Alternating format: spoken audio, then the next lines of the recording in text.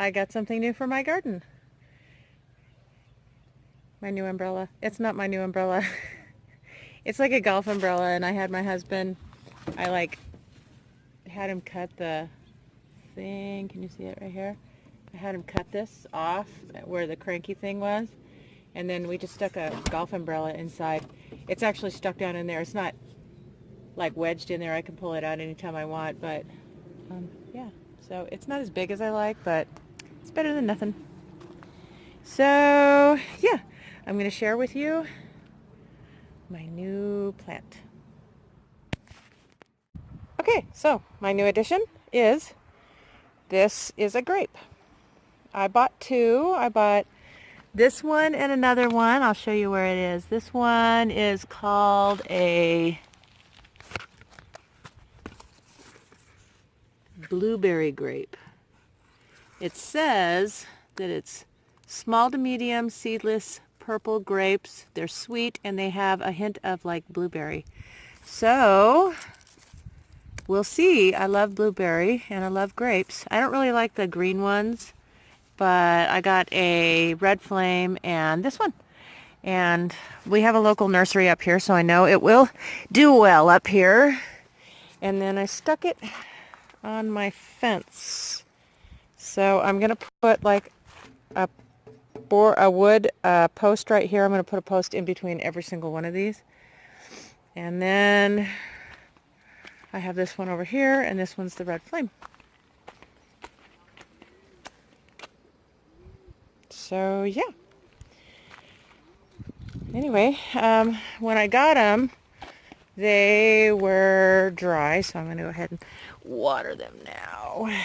But I do want to share one quick thing with you, and that is right on over here in my garden. It's actually looking pretty good these days. Tomatoes! This is a cherry tomato. This one's a bush tomato. I don't know what's going on with these leaves. And it has a few flowers. But down here, like right here in the middle. So I'm thinking that it's from, I kind of think it's from when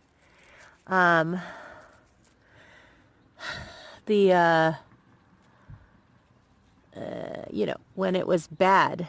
And then I started fertilizing and it looks good down here. Look at that green.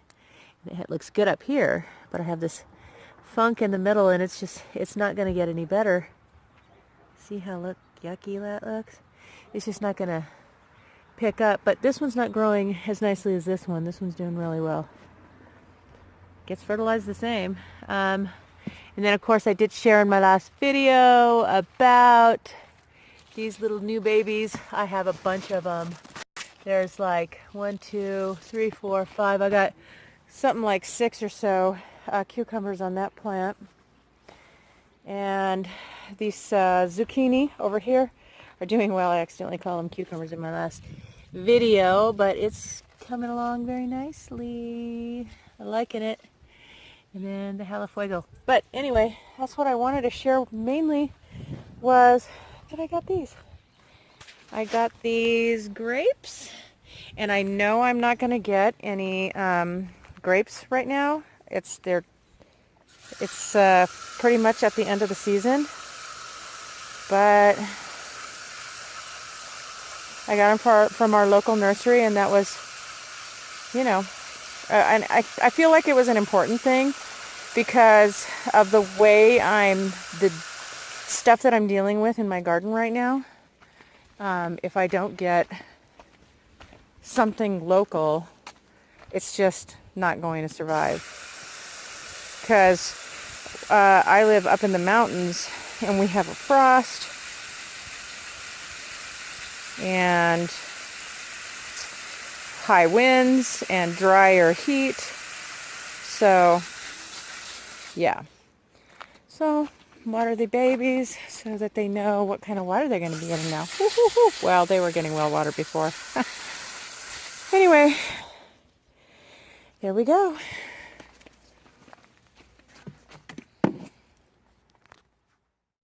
So finally, here it is, the 1st of September, and my garden is actually starting to look pretty decent. And I found out, well, I'm not 100% sure. I'll have to do a little bit of research of my own, but I found out from somebody that lives here locally that we're expected to have an early frost, possibly an early snow. Like as early as September or October. Normally we get our first as like a light snow maybe in November. But really, I need to get something out of this garden, okay? My little tiny zucchini isn't going to go very far. And those green tomatoes, I really would like to see how red they get. Yeah. Finally things start picking up. Duh. Yeah, and I talked to the lady at the nursery, and she told me that for the soils, what she likes to do is about a 50-50, like, she called it garden soil, but basically dirt, ground dirt, um, with 50%, like a bagged potting soil, because I have raised beds. And she said that will hold the moisture better, because what I've been getting is um, when I water, it just runs through. So I'm have to give it less water right now and try to water it just a tiny, not even more frequently. I'm not doing it every day. I held out for a whole week, but it's been pretty hot lately, so I'm gonna, do it like twice a week. And then I'm only fertilizing once a week right now, only because the way the water just runs right through the soil, it's just pulling the nutrients right through the soil and on out, away from my plants. So they're looking a lot better, and I'm happy about that. I'm going to see what I can do to get them to start fruiting soon. Somebody had suggested that I take like a painter's brush and I paint the inside of, not paint, but, brush the inside of the flowers to share the pollen inside, and of course use a different brush for each flower. But I might give that a try, because I want to try to avoid, they have this hormone spray that you can use that will, like, turn it on or whatever. It'll get your I know that I've used it on tomatoes like many, many moons before I turned into an organic freak.